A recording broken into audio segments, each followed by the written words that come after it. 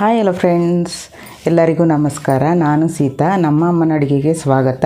ಯಾರೆಲ್ಲ ಸಬ್ಸ್ಕ್ರೈಬ್ ಮಾಡಿದ್ದೀರಾ ಎಲ್ಲರಿಗೂ ಧನ್ಯವಾದಗಳು. ಯಾರೆಲ್ಲ ಸಬ್ಸ್ಕ್ರೈಬ್ ಮಾಡಿದ್ದೀರಾ ನೋಡ್ತಾ ಇದ್ದೀರಾ, ಈಗಲೇ ಹೋಗಿ ಸಬ್ಸ್ಕ್ರೈಬ್ ಮಾಡಿ ಬೆಲ್ಲೈಕನ್ ಕ್ಲಿಕ್ ಮಾಡಿ. ನಾವು ಹಾಕೋ ವೀಡಿಯೋಸ್ ಎಲ್ಲ ನಿಮಗೆ ನೋಟಿಫಿಕೇಷನ್ ಆಗಿ ಬರುತ್ತೆ. ಎಲ್ಲರಿಗೂ ಗೌರಿ ಗಣೇಶ ಹಬ್ಬದ ಶುಭಾಶಯಗಳು. ಗಣೇಶ ಹಬ್ಬದ ಪ್ರಯುಕ್ತ ತೆಂಗಿನಕಾಯಿಯಿಂದ ಮೋದಕ ಮಾಡಿದ್ದೀವಿ. ಹಾಗೆ ದೇವರ ನೈವೇದ್ಯಕ್ಕೂ ಇಡ್ಬೋದು. ತುಂಬ ಟೇಸ್ಟಿಯಾಗಿರುತ್ತೆ. ದಿಢೀರಂತ ಮಾಡ್ಕೋಬೋದು. ಬನ್ನಿ ತೆಂಗಿನಕಾಯಿ ಬೆಲ್ಲದ ಮೋದಕ ಹೇಗೆ ಮಾಡೋದು ಅಂತ ನೋಡ್ಕೊಂಬರೋಣ. ಅದಕ್ಕಿಂತ ಮುಂಚೆ ಈ ವಿಡಿಯೋಗೊಂದು ಲೈಕ್ ಮಾಡಿ. ಮೋದಕ ಮಾಡೋದಕ್ಕೆ ಇಂಗ್ರೀಡಿಯೆಂಟ್ಸ್ ನೋಡ್ಕೊಂಬರೋಣ. 1 ಟೇಬಲ್ ಸ್ಪೂನ್ ಆಗೋಷ್ಟು ಗಸಗಸೆ, ಹಾಗೆಯೇ ಇಲ್ಲಿ ನಾನು ಒಂದು 1/4 ಟೀ ಸ್ಪೂನ್ ಆಗೋಷ್ಟು ಜಾಕಾಯಿ ತೊಗೊಂಡಿದ್ದೀನಿ, ನಟ್ಮಗ್ ಅಂತ ಕರೀತಾರೆ.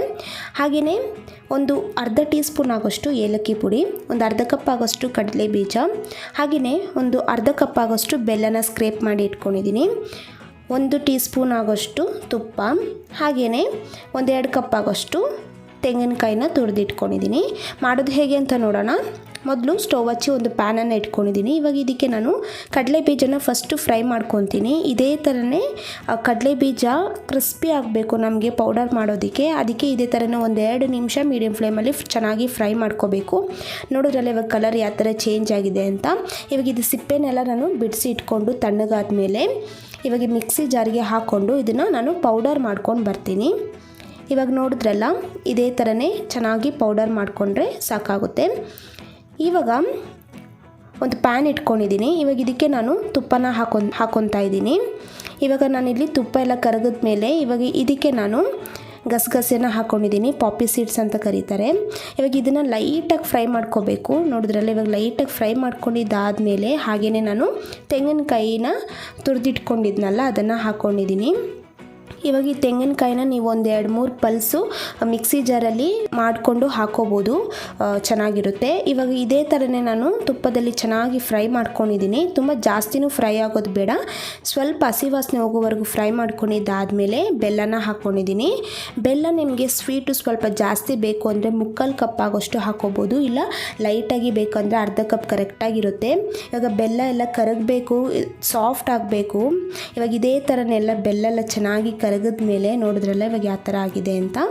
ಇವಾಗ ನೋಡಿ ಇದೇ ಥರನೇ ಚೆನ್ನಾಗಿ ಎಲ್ಲ ಮಿಕ್ಸ್ ಮಾಡಿಕೊಂಡು ಬೆಲ್ಲೆಲ್ಲ ಚೆನ್ನಾಗಿ ಕರಗಿ ಸೆಟ್ ಆದಮೇಲೆ ಇವಾಗ ನಾನು ಕಡಲೆ ಬೀಜನ ಪೌಡರ್ ಮಾಡಿ ಇಟ್ಕೊಂಡಿದ್ನಲ್ಲ ಅದನ್ನು ಹಾಕ್ಕೊಂಡಿದ್ದೀನಿ. ಹಾಕ್ಕೊಂಡು ಒಂದು ಸತಿ ಚೆನ್ನಾಗಿ ಮಿಕ್ಸ್ ಮಾಡ್ಕೋಬೇಕು.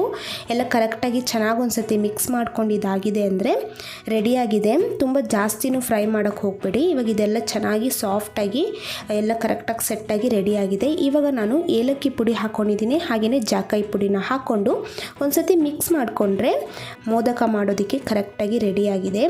ಇವಾಗ ಇದೆಲ್ಲ ಚೆನ್ನಾಗಿ ಮಿಕ್ಸ್ ಮಾಡ್ಕೊಂಡಿದ್ದಾಗಿದೆ ನೋಡಿದ್ರಲ್ಲ.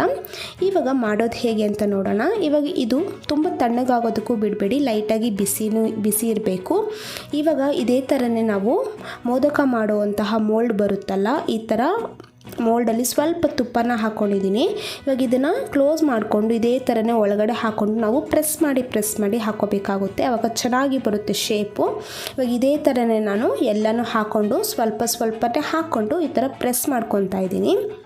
ನೋಡಿದ್ರಲ್ಲ ಇವಾಗ ಇದೇ ಥರನ ಹಾಕ್ಕೊಂಡು ನಾನು ಪ್ರೆಸ್ ಮಾಡ್ಕೊತಾ ಇದ್ದೀನಿ. ತುಂಬಾ ಚೆನ್ನಾಗಿ ಬರುತ್ತೆ.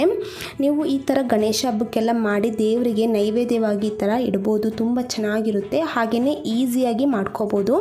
ಇವಾಗ ನೋಡಿದ್ರಲ್ಲ ಇದೇ ಥರನೇ ನಾನು ಮಾಡಿ ಪ್ರೆಸ್ ಮಾಡಿದ್ದಾದಮೇಲೆ ಈ ಥರ ಮೆಲ್ಲಿಗೆ ಓಪನ್ ಮಾಡ್ತಾಯಿದ್ದೀನಿ.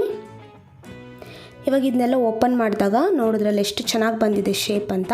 ತುಂಬಾ ಚೆನ್ನಾಗಿರುತ್ತೆ. ನೀವು ಈ ಥರ ಎಲ್ಲ ಬೇಗ ದಿಢೀರಂತ ಮಾಡುವಂತಹ ರೆಸಿಪಿ ಅಂತಲೇ ಹೇಳ್ಬೋದು.